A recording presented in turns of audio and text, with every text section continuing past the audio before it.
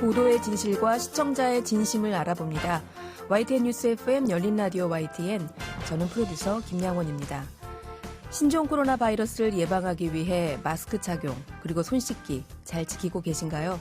신종 코로나 관련 보도가 이어지면서 허위 정보와 가짜 뉴스 또한 SNS 공간을 중심으로 범람하고 있는데요. 계속해서 확진자 발생 속보를 이어가면서 각 언론사 보도국도 비상이랍니다. 그런데 급하게 쓰이다 보니 그런 걸까요? 기본적인 보도 준칙에 어긋나는 기사들도 많았는데요. 전 세계가 비상사태인 지금 이번 신종 코로나와 관련한 언론 보도는 어떻게 되고 있는지 점검해보는 시간 준비하고 있습니다. 2월 8일 토요일 순서 바로 시작하죠.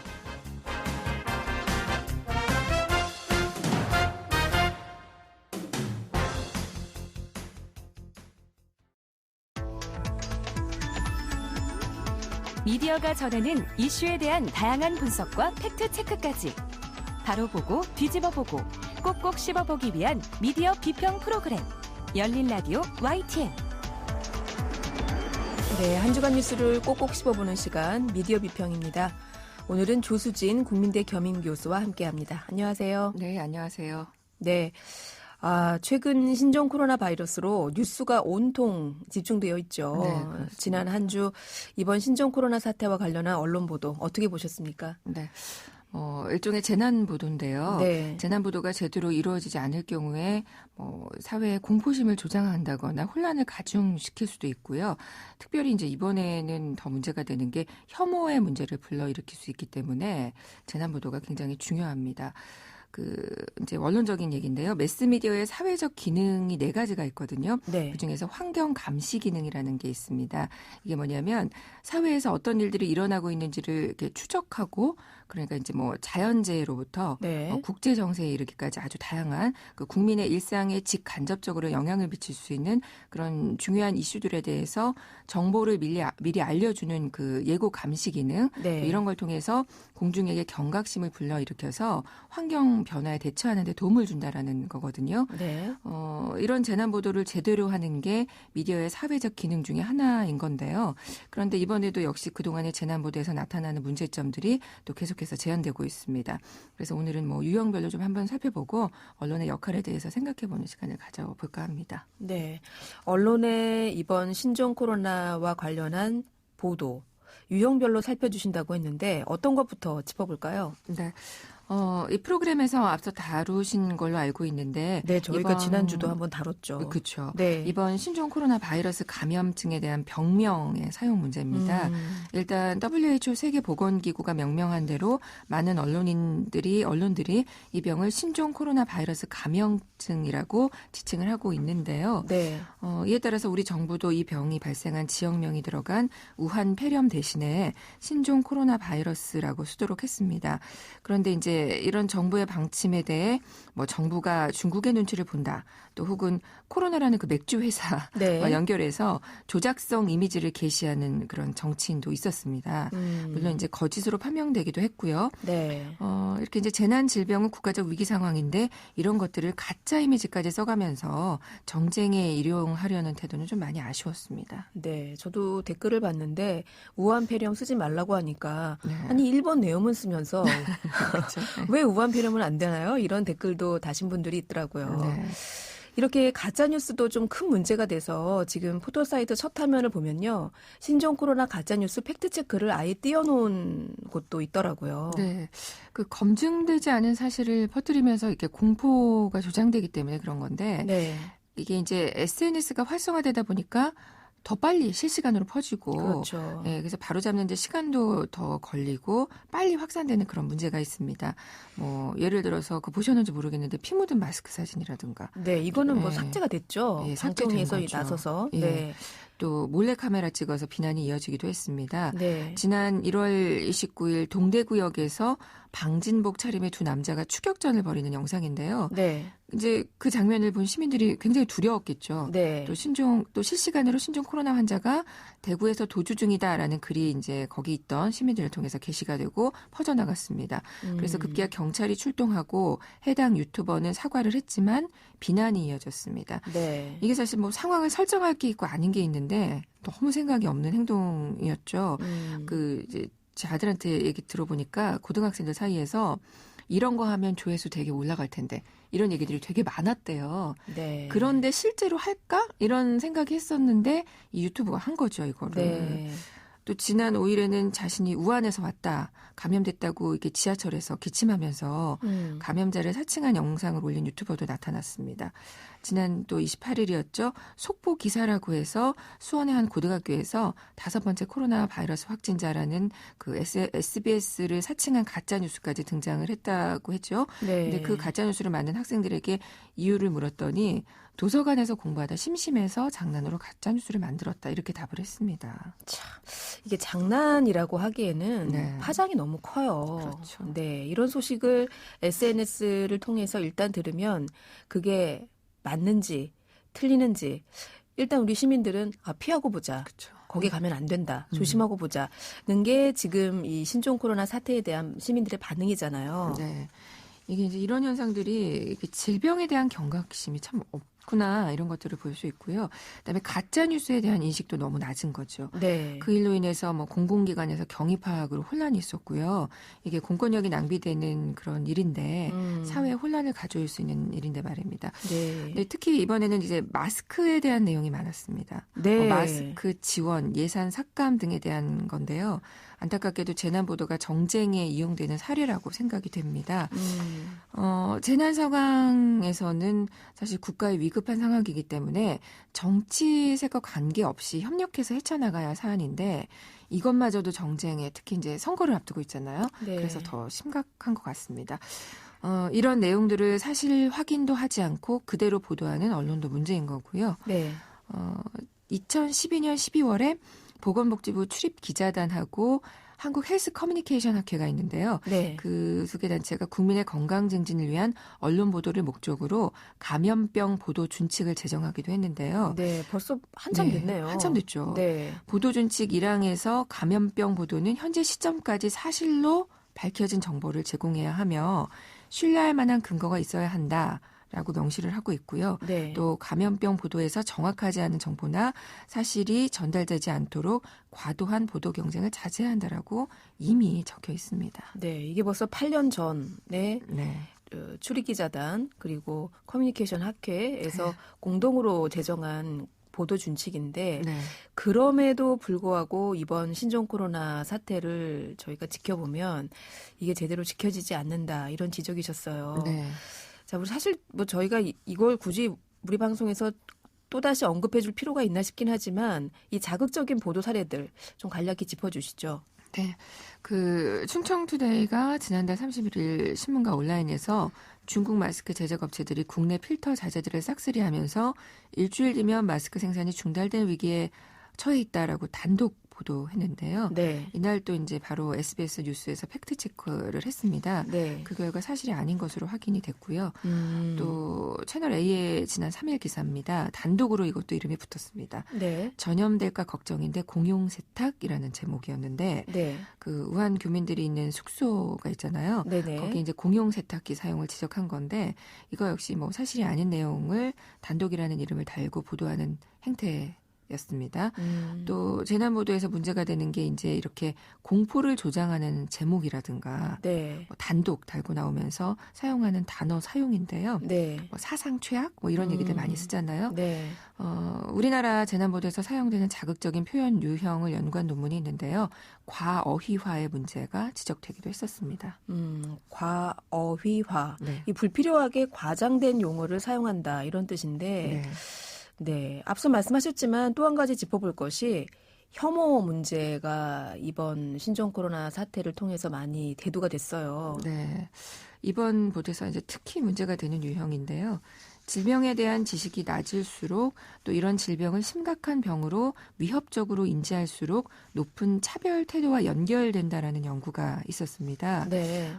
그래서 언론이 질병에 대한 정확한 정보를 제공하고 공포를 조장하는 내용을 지양해야 하는 건데요. 네. 이번 보도에서 혐오를 부추기는 내용이 아쉽게도 참 많았습니다. 1월 29일 헤럴드 경제 보도입니다. 대림동 차이나타운 가보니 가래침 뱉고 마스크 미착용 위생 불량 심각이라는 제목의 기사였는데 중국인들이 많이 거주하는 대림동 지역이 늘 우범 지역으로 편견이 덧입혀지는 경우가 많은데요. 그렇죠. 왜 이전에도 생각해보면 구로동에서 일어난 주치자 폭행 사건을 대림동 여경 사건이라는 지역명, 여경이라는 단어를 붙여서 이렇게 혐오를 부추긴 것과 마찬가지입니다. 네. 또 우한 교민 격리수용 시설 지정과 관련해서도 참 심각했었죠. 중앙일보가 천안 유력설 이런 것들을 보도했고요. 그 다음 날 29일 진천 아산의 공무원 교육시설로 최종 확정 이런 것들이 발표되자 많은 언론들이 해당 지역 주민들의 그 반발을 네. 대대적으로 보도를 했습니다. 제목도 천안 간다더니 우리가 호구냐 같은 자극적인 헤드라인이 많았고요. 네. 그래서 이후에도 계속 지역 감정을 자극하는 보도가 나왔습니다. 조선일보가 30일 천안은 지역구 3곳 모두 여당, 한국당이 야당 지역 골라 바꾼 거 아니냐, 여당 지역구를 피하기 위해 일부러 야당 지역으로 바꾼 게 아니냐며 야권이 이렇게 제기한 의혹을 계속 그냥 보도를 했고요. 이 뉴스가 많이 회자가 됐죠. 네, 많이 나왔었습니다. 네. 또 채널A는 지난 3일 통큰 양보했더니 격리시설 주민에겐 마스크 지역차별이라는 기사를 냅니다. 이런 언론의 보도와 달리 주민들은 우한 교민들 환영의 글을 네. SNS상에 올리면서 언론보다 일반 시민들이 더 성숙했다라는 평을 받았습니다. 네. 이 최근에는 격리된 교민들이 남긴 감사의 쪽지가 보도되기도 했잖아요. 네. 이런 거 보면 우리 언론보다 시민의식이 더 성숙한 게 아닌가. 정말 그렇습니다. 네, 비교가 되고 네. 그 성숙한 시민의식 칭찬하고 싶습니다. 네.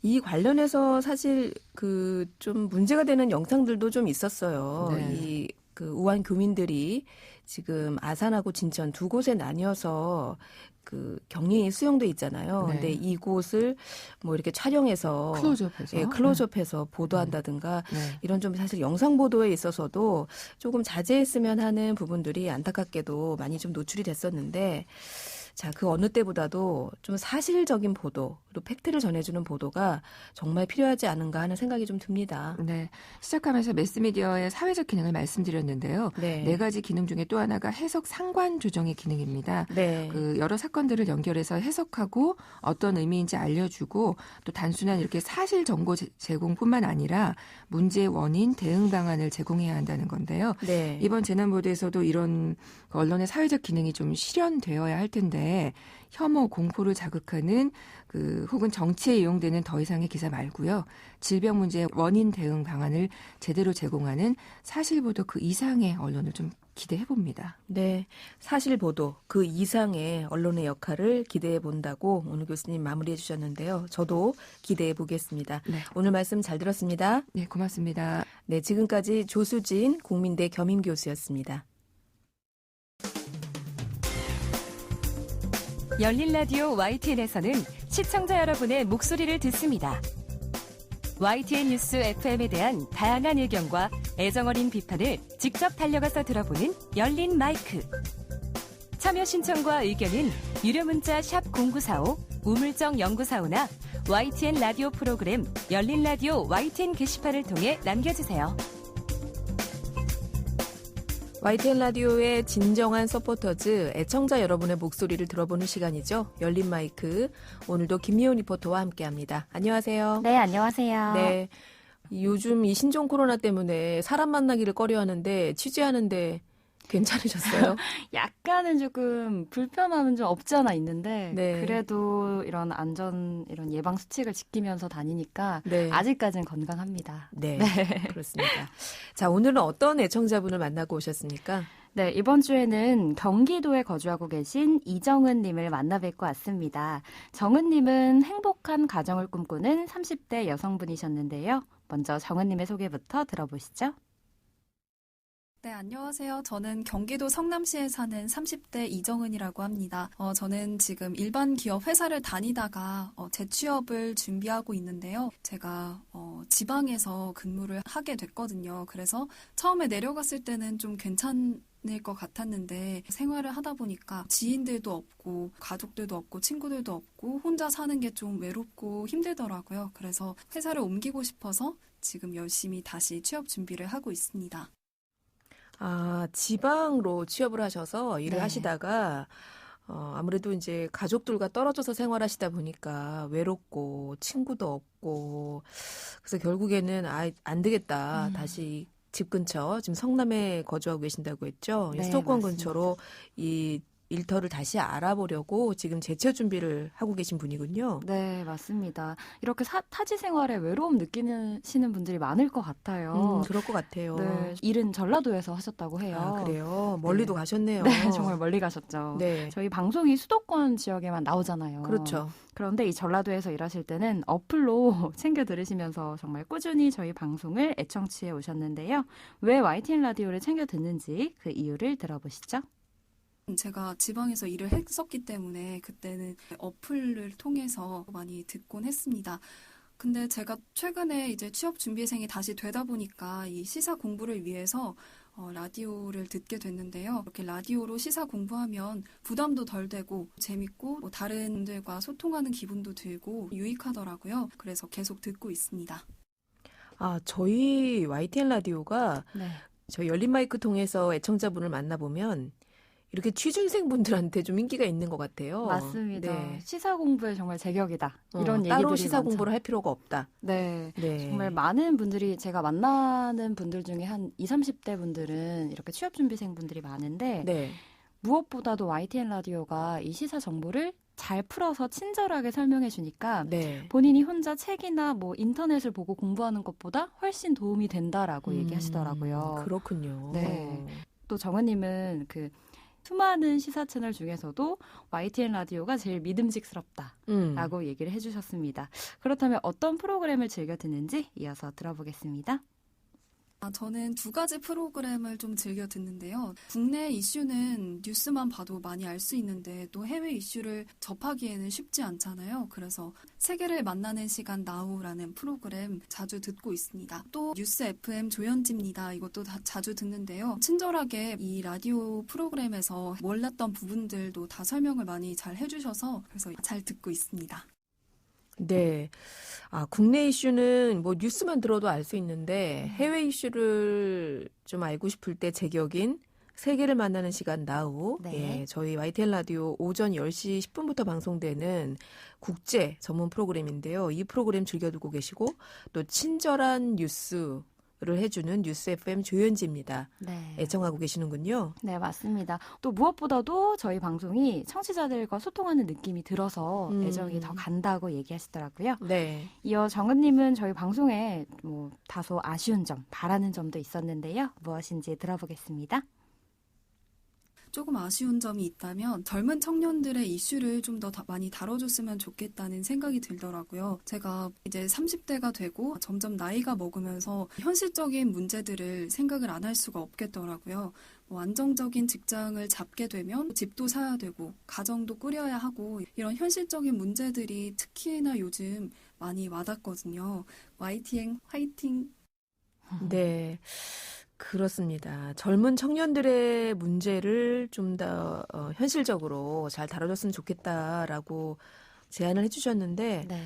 네, 저희 열린 라디오 YTN도 좀 들어주세요. 네. 저희가 청년의 먹고사니즘이라고, 네. 네, 작년 말부터 저희가 연중으로 해서 이렇게 기획 시리즈를 마련하고 있어요. 맞습니다. 요즘 청년들 정말 일자리 구하기도 힘들지만 일자리 구하고 나서도 또 집 마련하는데 집값이 워낙 천정부지로 높다 보니까 네, 걱정들이 많으신데 이런 문제들을 좀 YTN 라디오에서 다뤄줬으면 좋겠다. 네. 현실적인 문제들을 짚어줬으면 좋겠다. 이렇게 말씀을 하시네요. 네, 알겠습니다. 그런 지적들 저희가 다 듣고 있고요. 프로그램 내에 잘 담아서 녹여서 방송해 드리도록 하겠습니다.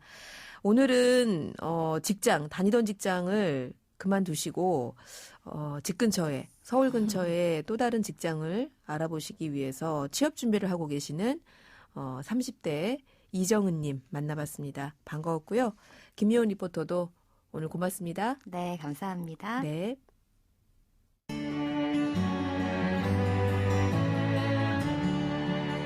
더불어 사는 세상, 함께 살아가기 위한 공동체의 가치와 나눔의 의미를 생각해봅니다. 열린 라디오 YTN. 우리나라를 비롯한 전 세계가 신종 코로나 바이러스에 대한 우려로 눈과 귀가 쏠려 있는 사이에 오는 7월 도쿄올림픽을 앞둔 일본에선 후쿠시마 오염수 방출 이야기가 솔솔 나오고 있습니다. 그래서 오늘은 이 일본 방사능 오염수에 대해 좀 알아보려고 하는데요. 국제환경단체죠. 그린피스의 장마리 캠페이너 나오셨습니다. 안녕하세요. 네, 안녕하세요. 네, 1월 말이죠. 지난 1월 31일인데 일본 경제산업성 전문가 소위원회가 후쿠시마 오염수를 바다로 방류하는 방법을 사실상 채택했다고 알려졌습니다. 그동안은 일본이 해양 방류한다, 또 수증기로 방류한다, 이 두 가지를 어떻게 할까 고민을 하다가 병행하는 것으로 알려졌었는데 이번에 해양 방류하겠다라고 결정을 한 거예요. 네, 사실 저희가 이전부터 말씀을 누누이 드렸던 것처럼 일본 정부는 오염수의 해양 방류를 이미 정답으로 세워놓고 네. 그것을 합리화하기 위한 논리 구조를 과정적으로 쌓아가는 건데요. 네. 지금 두 가지 병행하는 안에서 해양 방류를 결정된 과정이라기보다는 네. 이 최종적으로 일본 정부에게 권고하는 안에 대해서 이제 토론을 했었던 거고요. 관계자들이. 네. 네. 결론적으로 지금 최종 권고 초안이 나온 상황에서 해양 방류가 가장 합리적이다. 왜냐하면 네. 방류 후에 사후 모니터링이 가능하고 그리고 기술적인 면에서 처리 이후에 해양에 점진적으로 방류시키는 기술력을 이미 일본이 보유하고 있다. 네. 공기 중에 내보내는 것보다요. 네. 그게 일단 오염수 소위원회에서 논의가 된 바고요. 네. 중요한 건 일본 정부가 전제하고 있는 이 두 가지 합리적 근거가 네. 그린피스 쪽에서 판단하기에는 그러니까 저희가 판단하기엔 사실이 아니라는 겁니다.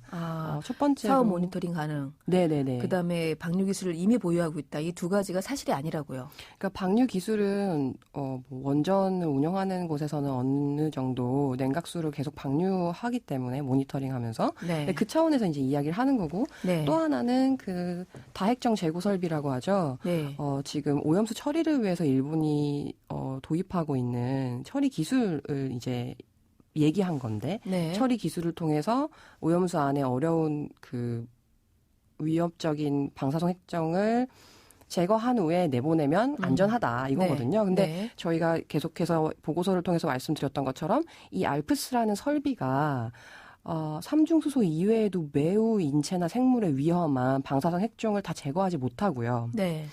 무엇보다 사후 모니터링이라고 얘기하는데 해양 생태계는 우리가 아는 것보다 변수가 굉장히 많기 때문에 그렇죠. 방사능 물질에 노출된 어떤 피해 정도를 모두 예측하고 통제할 수 없다. 그렇기 때문에 이 근거 두 가지가 모두 합당하지 않다는 거죠.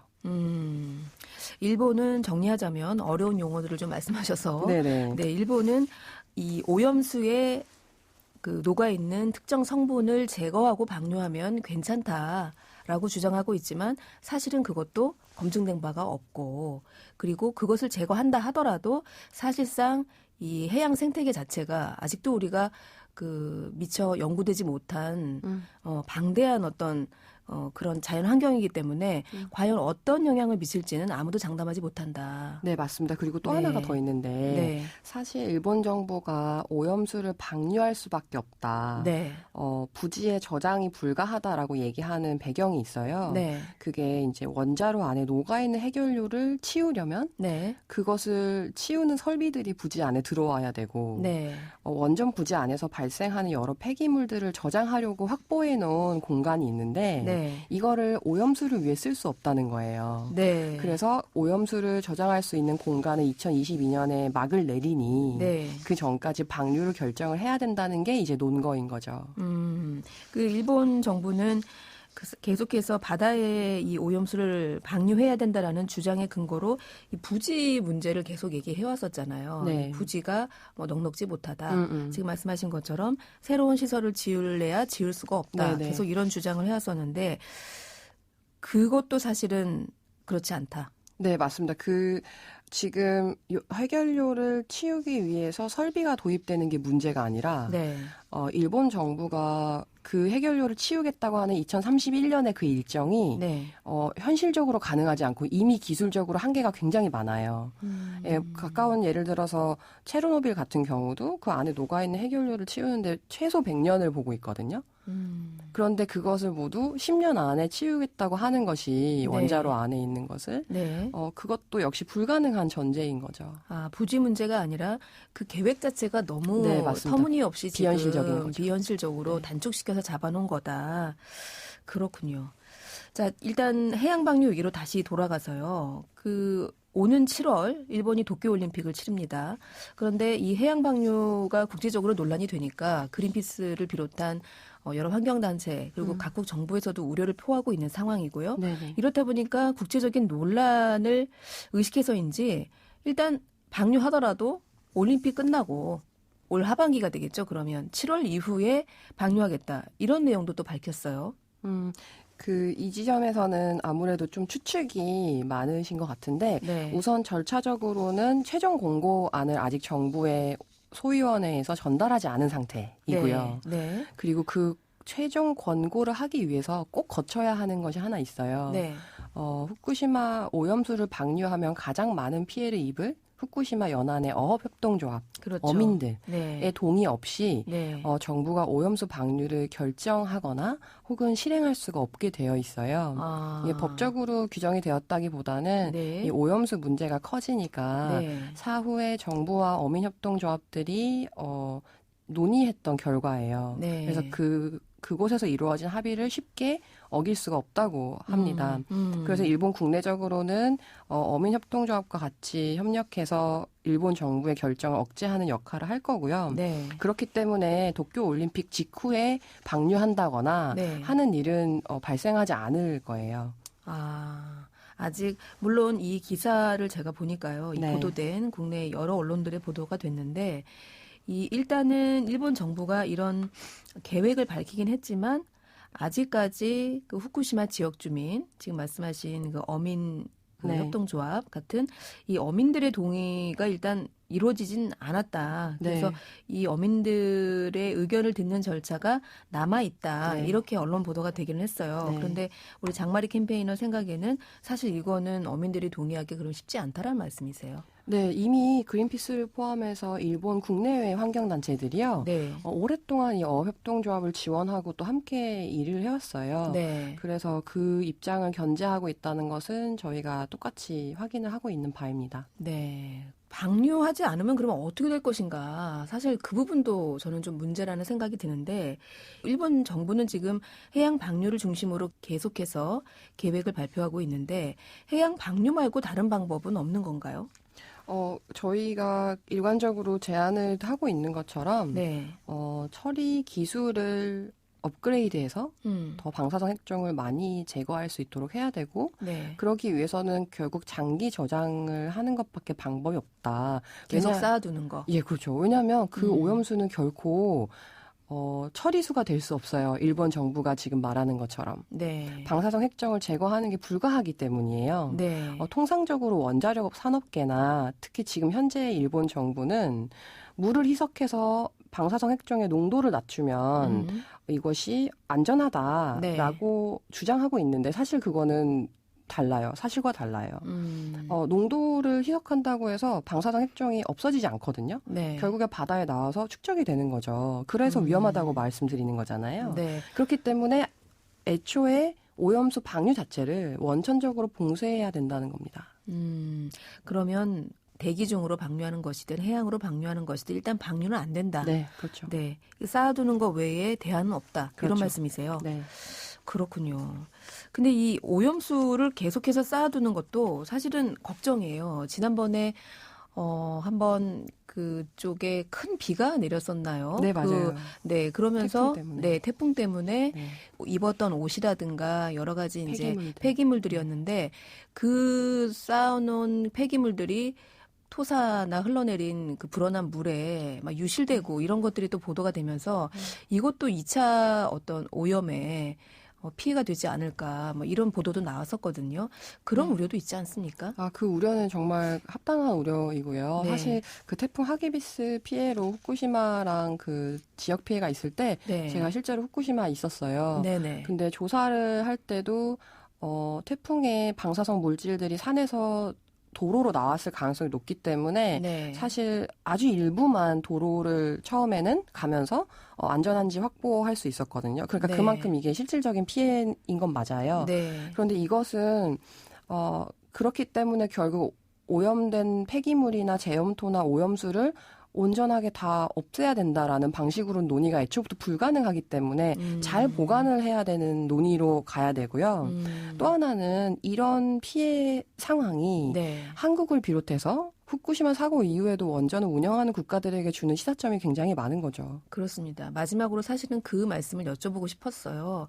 이미 이 석탄 화력 발전의 대안으로 떠올라서 많은 나라, 우리나라를 비롯해서 많은 나라가 채택하고 있죠. 이 원전을. 근데 이번 후쿠시마 사태를 계기로 해서 혹시 다른 나라들 같은 경우에는 어떻게 대책을 세우고 있나요? 실제로 후쿠시마 사고 나자마자 독일의 메르켈 수상 같은 경우에는 반년 전에 입각했던 그 원전 확장이라든지 원전 기술의 의존도를 지속한다는 그런 결정을 바로 번복했어요. 네. 그리고 최근에도 프랑스는 올해 2기를 포함해서 2035년까지 네. 전체 원전 규모를 14기를 줄인다고 며칠 전에 발표했습니다. 네. 그러니까 이것이 원전을 줄여가는 것이 결국에는 원전 사고로 인한 피해를 근본적으로 차단할 수 있는 문제이기 때문에 방안이기 때문에 그렇게 조치를 하는데 네. 이에 비해서 한국은 굉장히 보수적이에요. 네. 탈원전 정책을 선언했지만 원전 운영은 지속하고 있고요. 네. 그리고 원전에서 쌓이고 있는 지금 고준위 사용 핵 폐기물에 네. 대한 처리 방안도 굉장히 난망한 상황이고요. 네. 말씀 주신 것처럼 원전을 운영하면 피할 수 없는 피해들이 있어요. 네. 그것이 바로 지금도 계속 나오고 있는 냉각수예요. 네. 그렇기 때문에 이 문제에 대해서 정부가 국내 탈원전 정책과도 통합적으로 보고 대응해야 된다. 그리고 여태까지 일본 정부에 계속 질의라든지 협조 요청을 보내왔는데요. 네. 지난 반년 동안 일본 정부는 굉장히 일관적이고 확고하게 오염수 방류 입장을 밝히고 있잖아요. 네. 그래서 이것을 차단하기 위한 실질적인 행동을 지금 신속하게 이행해야 하는 때인 겁니다. 네. 우리 장마리 캠페이너께서는 일본 어민들이 일단 후쿠시마 어민들의 동의가 사실상 불가능한 것으로 알고 있기 때문에 당장 올림픽 직후에 오염수 방류가 쉽지는 않을 것이다라고 전망을 하셨지만 이 소식 저희가 계속해서 올 한 해 한번 지켜봐야 될 것 같습니다. 오늘 말씀 잘 들었습니다. 감사합니다. 네, 지금까지 국제환경단체 그린피스의 장마리 캠페이너였습니다. 열린 라디오 YTN 2월 8일 토요일 순서 이제 마칠 시간입니다.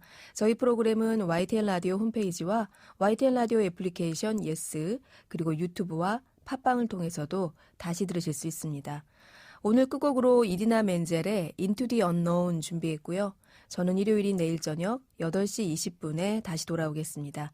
지금까지 김양원이었습니다. 고맙습니다.